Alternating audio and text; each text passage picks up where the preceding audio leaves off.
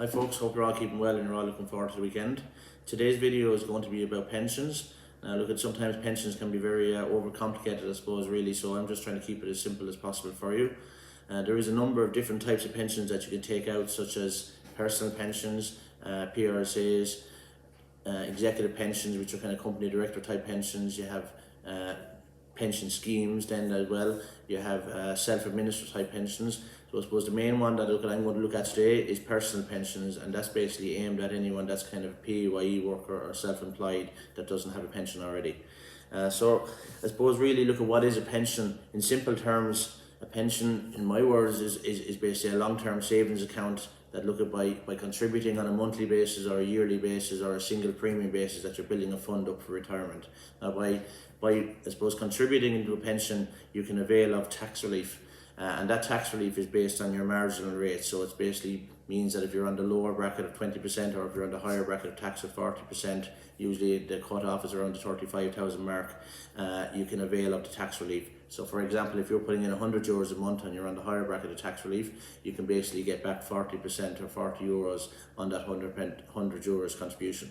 So look at it, it's massive, I think, in regard to the tax relief that you can actually avail of, and a lot of people, self-employed type people, would do that at the end of each October in regard to maybe trying to bring down their tax bill each year.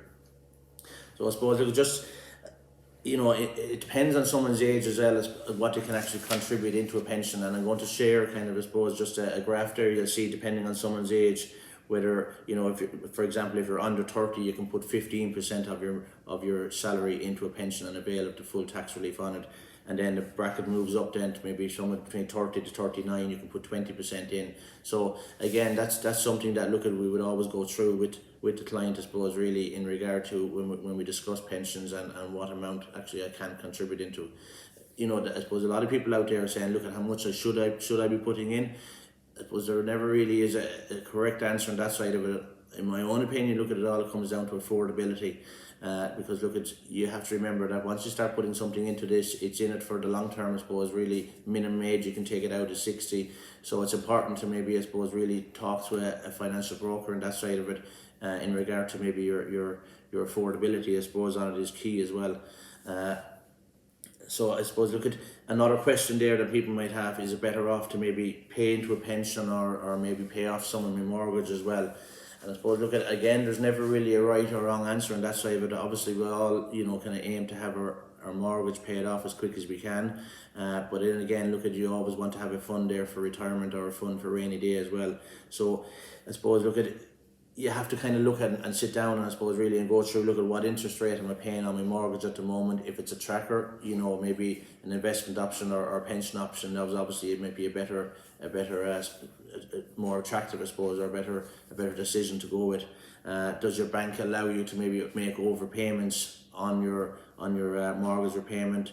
Have you got any other debt, I suppose, really is another thing that you have to look at. So whether you have maybe credit cards, overdrafts, car loans, with higher interest rates, maybe those are the ones you should be tackling first. Have you got an emergency fund? So instead of maybe pumping money into your pension and then leaving yourself short there in an emergency fund, you should always have maybe 6 months at least in a kind of an emergency fund in the event of being out of work or something along that line. So I suppose really look at, being mortgage free is obviously is important, I suppose, really, but look at, you always have to consider that, that you have something built up for retirement as well, and that you have kind of that extra bit of cash as well in the event of emergency. So I suppose it's really important to sit down with someone there, financial broker like ourselves. We're happy to go through that with you and to make sure that you're well looked after. So I suppose look at any other questions that you might have on personal pensions, we're happy to go through them. I'm also going to share basically just a calculator. We have a lot of companies that we look at, that we deal with, I suppose, in regard to multi-intermediaries. So we have all the life companies out there. So I'm just going to share I suppose the Pension Authority's calculator, which kind of gives a broad kind of view on what, maybe if you did put something in or you want a set amount, what actually figure you should be putting in maybe on a monthly basis. So look at it again, any questions, feel free to contact me, direct mail me on Facebook or Instagram or anything like that, email me or contact our office, and we're happy to do some business with you. Thank you very much. Bye bye. Have a good weekend. Bye.